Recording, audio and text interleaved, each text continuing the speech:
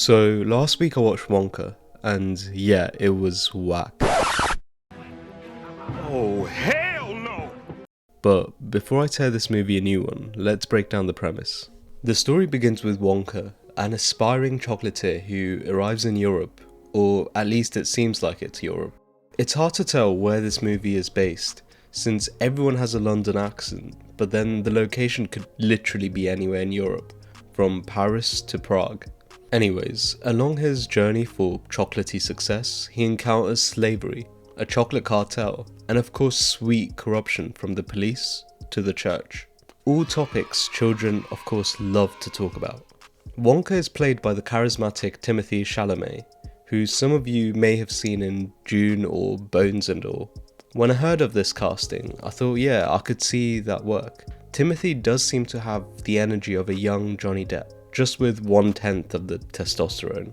And hey, he did date Lily Depp, so maybe the role was just meant to be. In this film, Wonka is in his younger years, and portrayed as this magical genius.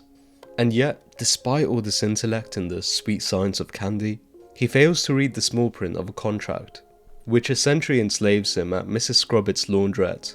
The problem I have here is it's tough to believe the guy who literally carries some of the most advanced scientific chocolate making technology has never once read a sentence.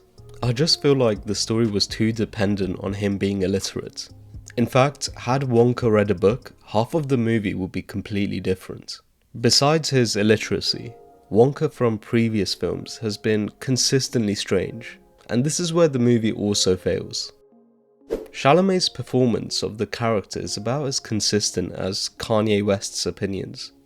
Wonka is supposed to be this eccentric weirdo, someone that's so brilliantly strange that it's clear he's unlike any other normal person. And that's exactly what we got with Gene Wilder's performance, but in this iteration, we instead get this all over the place character, where one moment Wonka will be quite childlike and oblivious to the world around him, and then next he'll be able to pull these elaborate schemes. By the end of the film, I just don't feel like we quite understand how we're supposed to feel about him. Aside from his split personality, whilst I'm aware there have always been jokes on Reddit about Wonka being a nonce, never did I think we'd get a film where we would see some of those ideas come to fruition. Wonka's relationship with Noodle is very Michael Jackson-esque. His scenes with Noodle, whilst mostly were playful, at times there were concerns that this would become some sort of romantic relationship. That's suspicious. That's weird. I'm not sure whether this is because of Timothée Chalamet's charisma or just the uncomfortable chemistry that was being made between these two characters.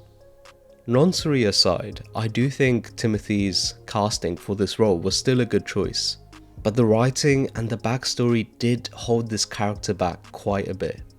In terms of visual appearance, Timothy did look how I would imagine most people would see Wonka during his younger years.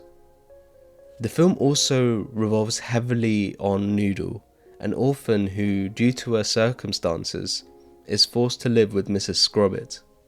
Her personality is akin to Matilda. In fact, she's the one that ends up teaching Wonka how to read. Her kind and honest nature is very typical to the characters in Roald Dahl's novels.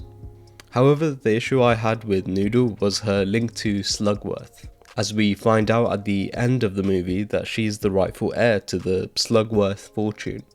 I feel like this plot twist was very predictable and also quite unnecessary, as it would only complicate her allegiance with Wonka. From the past movies, we've always seen Slugworth as a competitor to Wonka, a cunning rival who attempts to steal Wonka's secret recipes. But with Noodle now in the picture, that storyline doesn't make sense. Another inconsistency I'd like to mention is Noodle's accent. So her uncle Arthur has a British accent, so it could be assumed that her father and her mother would likely have had the same.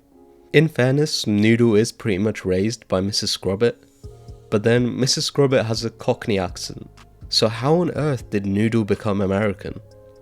That's like if I adopted a Chinese baby, raised it, and somehow the baby developed a French accent. It's the lack of detail in these areas that makes it so hard to establish the world Wonka is set in. Speaking of the world, whilst I understand this is a kids movie, I think the world was too heavily set on chocolate, to the point where it became sickly sweet. You can't expect me to think these three as members of a cartel when they're called the Chocolate Cartel. It's like everywhere you went in this movie, people understood nothing but chocolate. Even the chief of police is bribed using boxes of chocolate. With the previous films and the books, they made an attempt to build a normal world and then added Wonka's magic, which is what made the character stand out. But when you have a whole world built on just fantasy, with no realism, it begins to diminish Wonka's attraction.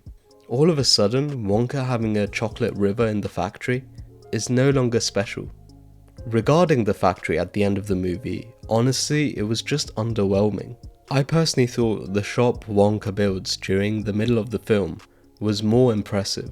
I know they were trying to replicate the look of the factory from 1971, but even then, it just didn't capture the essence of fantasy. I just wish they took a bit more of a step creatively at the end, as the final scene accompanied with the song Pure Imagination seemed like a cheap attempt to link the new Wonka to Gene Wilder's masterpiece. Another complaint about the film was this movie had an amazing cast. Some of the funniest comedians of the last few decades are in this film, and yet they are completely neglected. We've got the legend Rowan Atkinson, whose character of the priest is completely forgettable, and pretty much adds nothing to the story. And then there's Keegan-Michael Key, famously known from Key and Peele, whose only purpose in Wonka is to put on a fat suit. I feel like when you have comedy legends like the ones I mentioned, it's criminal to not use them to their full potential. The final thing I want to discuss is that this movie covers three main points: a monopoly as a result of the chocolate cartel, slavery from Mrs. Scrobbitt's captivity of Wonka and his friends, and finally gluttony, present in the form of the chief of police gradually gaining weight as the movie progresses. The issues I have with the 3 points addressed by the movie is that Wonka himself is guilty of at least 2 of them. I mean, in his chocolate factory, the bloke literally has little orange minions doing all his dirty work, and I don't quite recall of them being paid a salary. And let's not forget, Wonka himself ends up owning essentially the entire chocolate industry, to the point where he has spies trying to snoop to steal his recipes. And the whole point of gluttony didn't quite make sense.